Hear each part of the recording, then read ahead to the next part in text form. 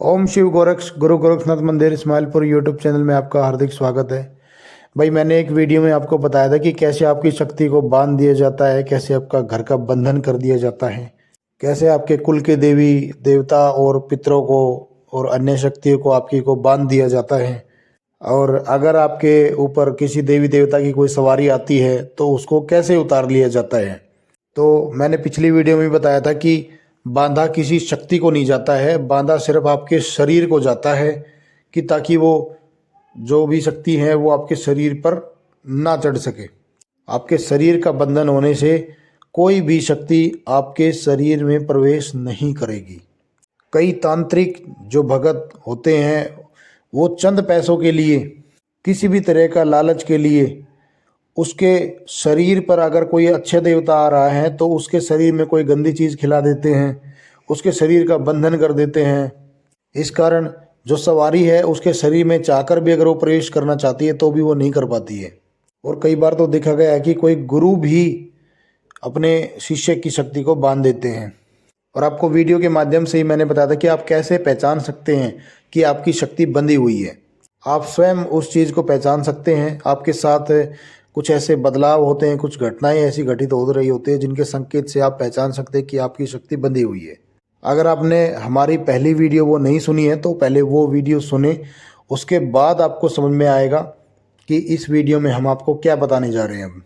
तो आज की इस वीडियो में मैं आपको बताने जा रहा हूँ कि कोई भी शक्ति आपके शरीर से बंधी हुई है या फिर आपने अलग अलग चौकियों पर जाकर उसको साइड करवा लिया है किसी भगत के द्वारा, तो उस शक्ति को, उस बंधी हुई शक्ति को आप कैसे खोल सकते हैं। यानी कि बंधी हुई शक्ति को आप कैसे खोल सकते हैं।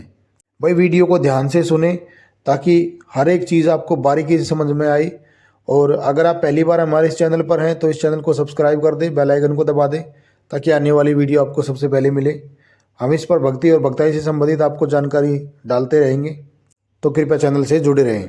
देखो भाई, जो नवरात्रे आते हैं ना, चाहे वो गुप्त नवरात्रे हो, चाहे वो अभी आने वाले नवरात्रे हो जो चैत में आएंगे अभी, तो उसमें आप अपने कुल के देवी देवता, अपने इष्ट देव, अपनी कोई भी बंधी हुई शक्ति को आप खोल सकते हैं उन 9 नवरात्र के अंदर। इन 9 नवरात्रों में आपके जो शक्ति है वो खुलेगी भी और आपको सपने के माध्यम से आपको संकेत भी देगी।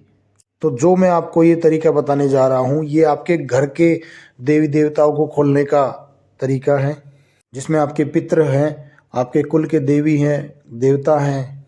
तो आपको करना क्या होता है कि आपको 9 दिन तक एक छोटा सा हवन करना होता है जिसमें 11 आहुतियाँ डालनी होती है। और साथ ही आपको एक सूखा गोला लेना है। उस सूखे गोले के अंदर आपको सामग्री भरनी होती है और हवन के अंदर रखना होता है। आप ध्यान से सुन लीजिए, मैं आपको स्टेप वाइज बता देता हूँ सारी चीज़ें। आपको सुबह के समय आपको हवन करना होता है। आपको हवन के लिए जो सामग्री चाहिएगी वो आप ध्यान से सुन लीजिए।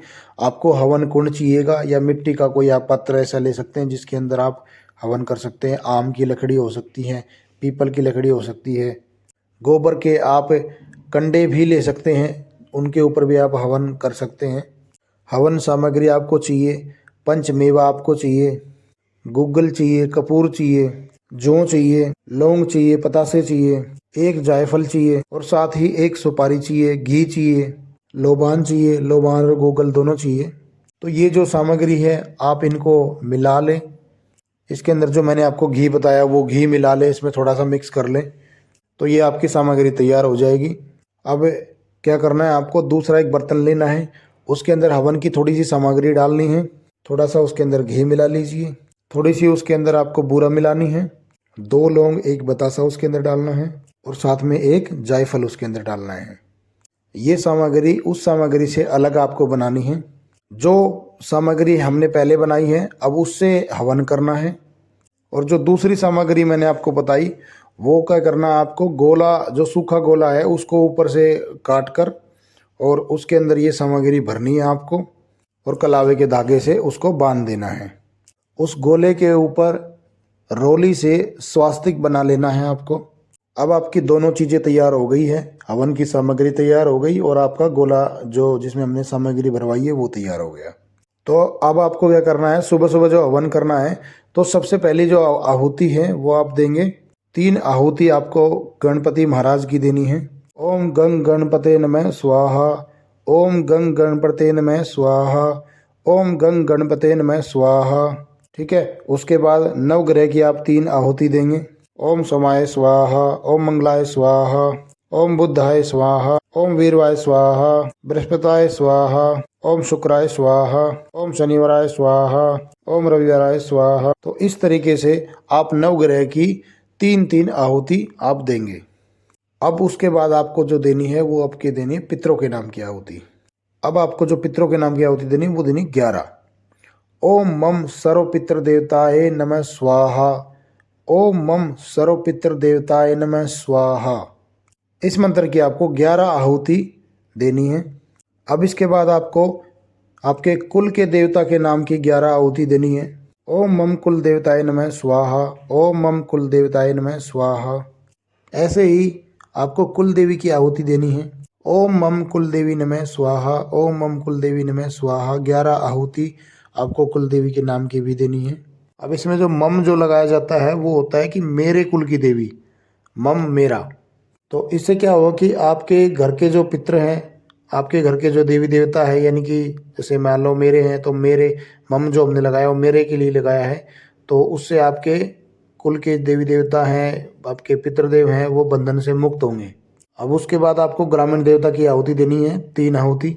ओम ग्रामीण देवताय नमः स्वाहा, ओम ग्रामीण देवताय नमः स्वाहा, ओम ग्रामीण देवताय नमः स्वाहा। उसके बाद में आपको 3 आहुति देनी है भैरव बाबा के नाम की। ओम भैरवाय नमः स्वाहा, ओम भैरवाय नमः स्वाहा, ओम भैरवाय नमः स्वाहा। अब उसके बाद क्योंकि आप ये नवरात्रि में ही करेंगे तो आपको 9 देवियों के नाम की आहुति देनी है।